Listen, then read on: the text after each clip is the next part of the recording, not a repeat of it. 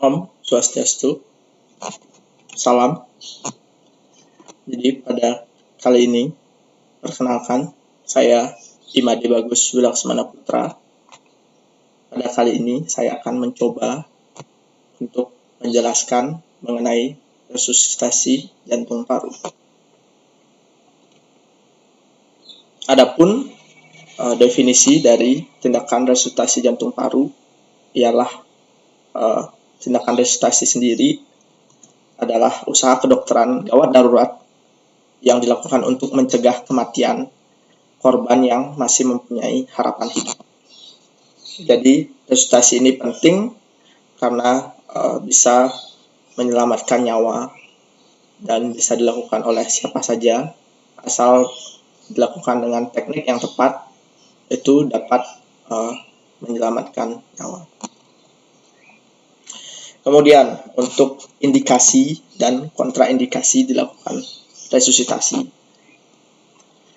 Jadi kita melakukan resusitasi pada pasien-pasien yang kita periksa memiliki henti nafas dan juga henti jantung, dan tidak kita resusitasi apabila terdapat suruhan DNR atau do not resuscitate, yang berarti pasien tersebut sudah tidak bisa kita tolong dan tidak bisa kita lakukan resusitasi.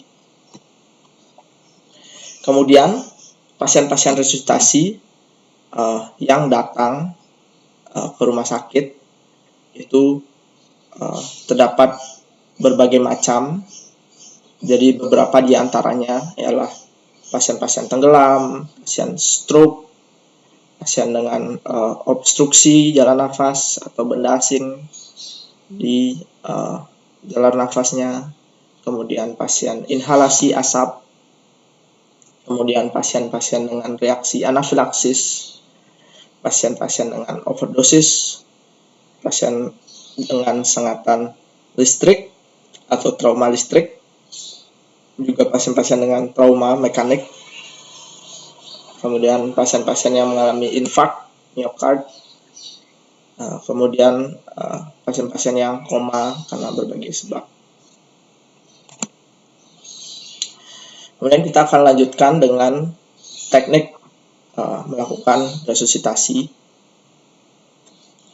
Jadi untuk melakukan resusitasi sendiri terdapat singkatan yang dapat kita hafal dalam melakukan tindakan resusitasi sendiri, yaitu DRSABC. Jadi masing-masing huruf melambangkan satu bagian. D yaitu danger, R yaitu response, S yaitu search for help, kemudian A yaitu airway, B yaitu breathing, dan C yaitu circulation. Jadi DRSABC ini akan penting diingat dalam melakukan tindakan resusitasi dimanapun. Jadi danger ini berarti asesmen bahaya.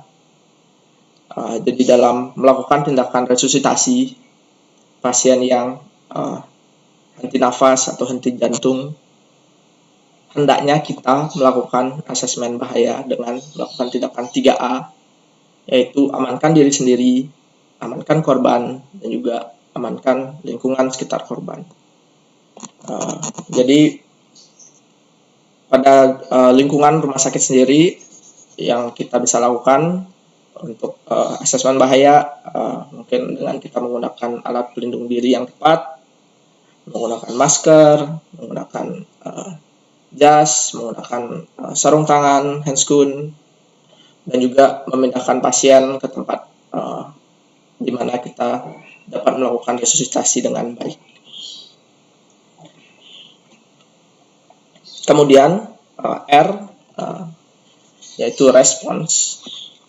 Jadi respon kita lakukan dengan mengecek kesadaran pasien, apakah pasien masih sadar ketika kita akan melakukan resusitasi. Jadi tingkat kesadaran ini dapat dihitung dengan Glasgow Coma Scale. Jadi memiliki 3 bagian, yaitu motorik, verbal, dan mata atau eye. Jadi dinilai berdasarkan berbagai respon dari motorik mata dan juga suara verbal. Kemudian selanjutnya yaitu kita harus melihat airway pasien. Jadi kita lakukan asesmen sumbatan jalur nafas pada pasien. Jadi kita melihat hembusan nafas pasien, apakah adekuat ataukah lemah. Kemudian suara nafas pasien, apakah suaranya biasa atau terdapat suara-suara tambahan, atau mungkin suaranya kurang jelas, atau mungkin suaranya tidak ada sama sekali mungkin. Kemudian kita juga melihat kinerja nafas itu sendiri, baik dalam bentuk pengembangan dada, apakah dada mengembang pada saat pasien bernafas atau tidak, maupun dari segi fisiologis, apakah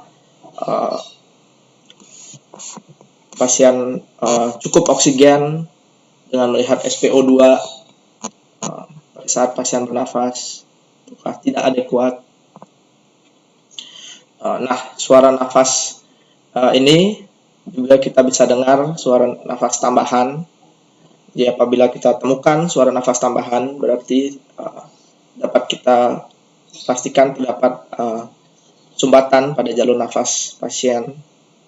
Jadi suara nafas tambahannya berupa snoring yang dapat disebabkan oleh sumbatan lidah pada bagian hipofaring, kemudian gargling seperti orang berkumur, yaitu sumbatan benda cair pada rongga-rongga mulut dan juga jalur nafas.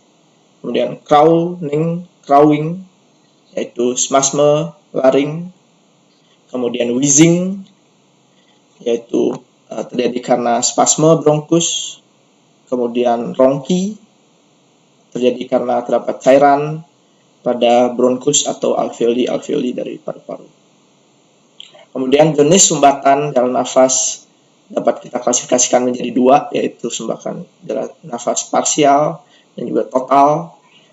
Parsial yaitu pasien masih bisa bernafas, masih adekuat kerja nafasnya, namun terdapat sumbatan yang menyebabkan pasien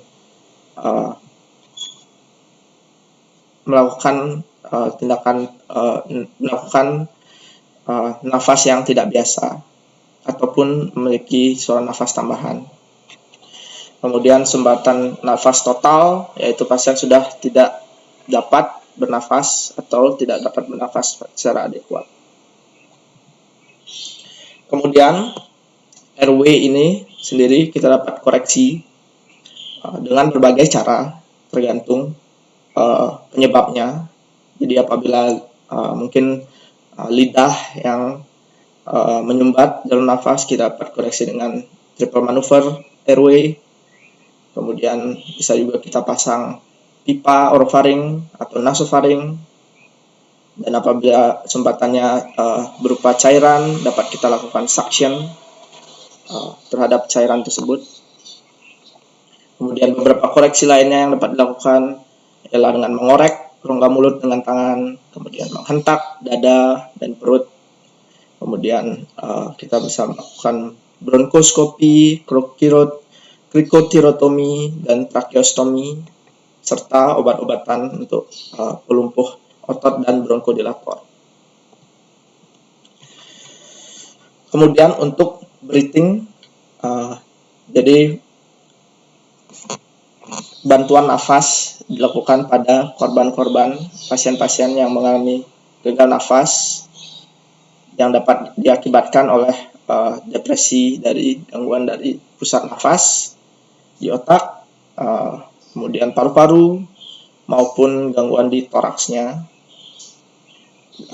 serta kita dapat melihat gejala henti nafas, yaitu usaha nafas menurun, kemudian frekuensi nafas menurun atau meningkat, kemudian aliran udara yang lemah, kemudian kesadaran menurun, kemudian gejala dan tanda dari hipoksemia atau kekurangan oksigen.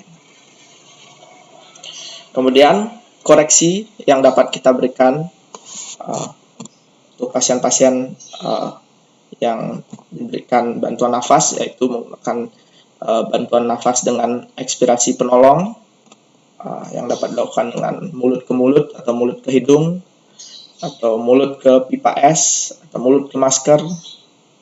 Kemudian yang kedua juga dapat menggunakan udara atmosfer dan juga tambahan O2, yaitu balon sungkup atau amubag, balon ke mulut, balon ke pipa trakea atau tracheostomy, kemudian bisa menggunakan alat bantu nafas mekanik atau ventilator. Kemudian untuk circulation dilakukan pada pasien-pasien yang mengalami kegagalan sirkulasi, dapat diakibatkan oleh shock dan henti jantung, yang mana apabila terjadi kegagalan sirkulasi dapat kita lakukan kompresi jantung luar. Kompresi dilakukan dengan cepat dengan masa tenggang hanya 4-6 menit setelah henti jantung. Jadi kompresi ini hanya mampu menggantikan 20% dari curah jantung normal. Kemudian kompresi dilakukan dengan melakukan posisi menekan pada 2 jari di bawah sternum dengan posisi lengan atas yang tegak lurus dan posisi kaki tripod, dengan dilakukan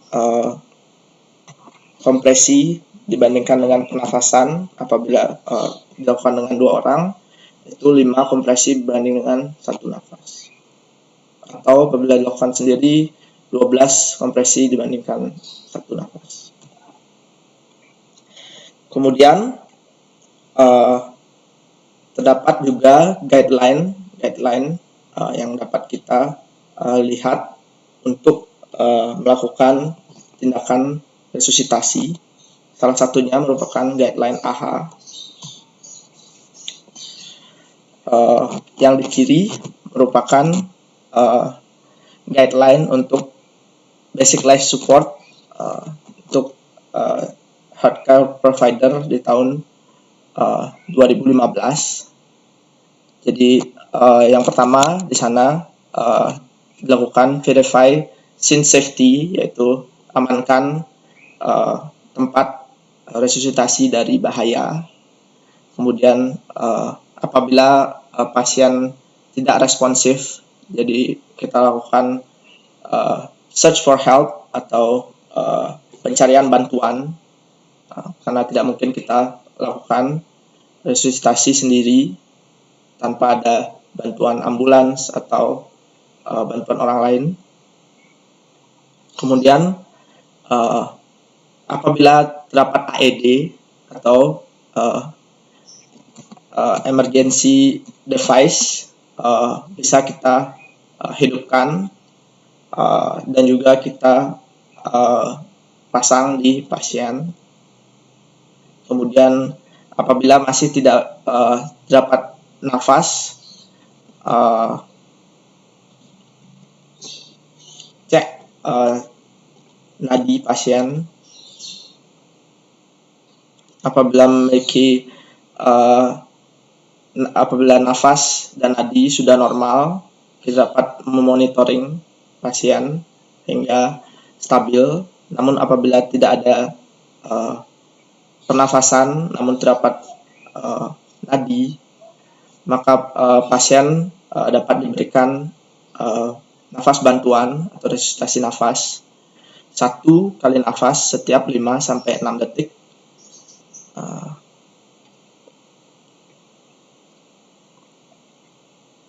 Kemudian apabila pasien tidak memiliki nafas dan tidak memiliki nadi, maka kita dapat mulai melakukan resusitasi jantung dan paru. Kemudian kita lakukan 30 kompresi dada dengan 2 bantuan nafas. Kemudian apabila AED sudah datang, kita cek ritme pasien apakah shockable atau tidak. Apabila shockable, kita dapat shock dengan AED-nya. Apabila tidak, kita bisa lanjutkan melakukan resusitasi jantung paru. Hal yang sama juga dilakukan apabila di rumah sakit. Jadi kita mulai melakukan resusitasi, apakah pasien shockable atau tidak. Kalau shockable, kita lakukan shock, kemudian dilanjutkan dengan resusitasi selama 2 menit.